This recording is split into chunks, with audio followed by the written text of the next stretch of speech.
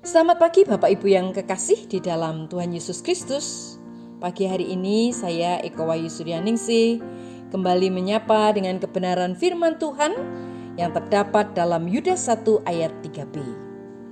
Yudas 1 ayat 3b. Supaya kamu tetap berjuang untuk mempertahankan iman yang telah disampaikan kepada orang-orang kudus. Amin.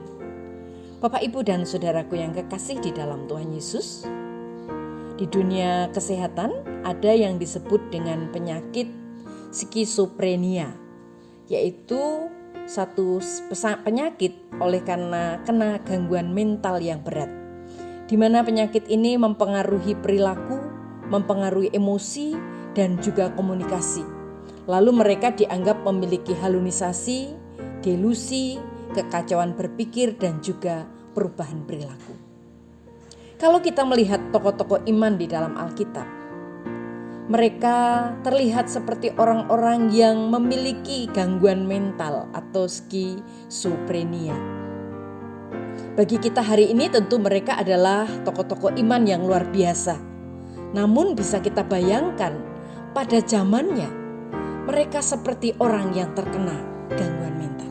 Misalnya Nuh mendapat perintah dari Tuhan untuk membuat bahtera, bukan di pinggir pantai melainkan di daratan. Nuh tentu menyampaikan pesan Tuhan kepada orang sejamannya, yang di dalam kitab Yudas dikatakan bahwa Nuh adalah pemberita kebenaran. Nuh memberitakan apa yang tidak bisa dimengerti oleh orang-orang sejamannya. Mereka tidak bisa membayangkan bagaimana bisa ada air bah menjangkau daratan sampai membuat bahtera itu terapung.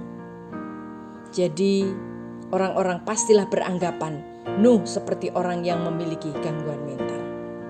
Bapak, Ibu, dan saudaraku yang kekasih di dalam Tuhan, kalau kita melihat sejarah hidup Abraham juga begitu. Sudah nyaman hidup di tengah-tengah lingkungan keluarga, masyarakat, di lembah Semeria yang subur dan maju, kemudian harus meninggalkan wilayah Ur untuk pergi ke negeri yang Tuhan tunjukkan. Abraham meninggalkan wilayah Ur dengan harapan akan memiliki negeri yang lebih baik. Abraham taat dan percaya saja kepada Allah yang memanggilnya keluar. Bukan tidak mungkin Abraham juga mendapat hambatan dari keluarga besar mereka. Dan masih banyak tokoh-tokoh lain yang sedang menghadapi tantangan oleh karena berita yang dia harus sampaikan, oleh karena tindakan yang dia ambil, oleh karena keputusan yang dia tetapkan. Hal ini memberi pelajaran bagi kita, yang tentu kita bisa menimba, meneguk kebenaran yang terdapat di dalam kehidupan mereka. Apa yang bisa kita lihat?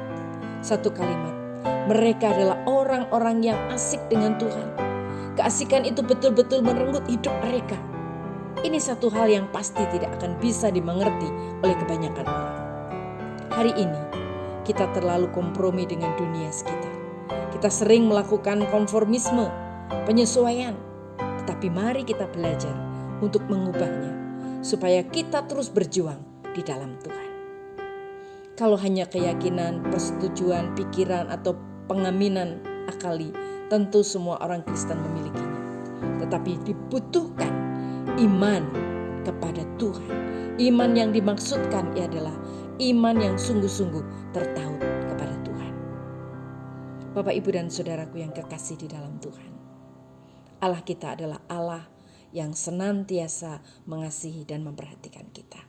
Mari tetap percaya dan andalkan Tuhan sekalipun dianggap orang kita tidak wajar. Amin.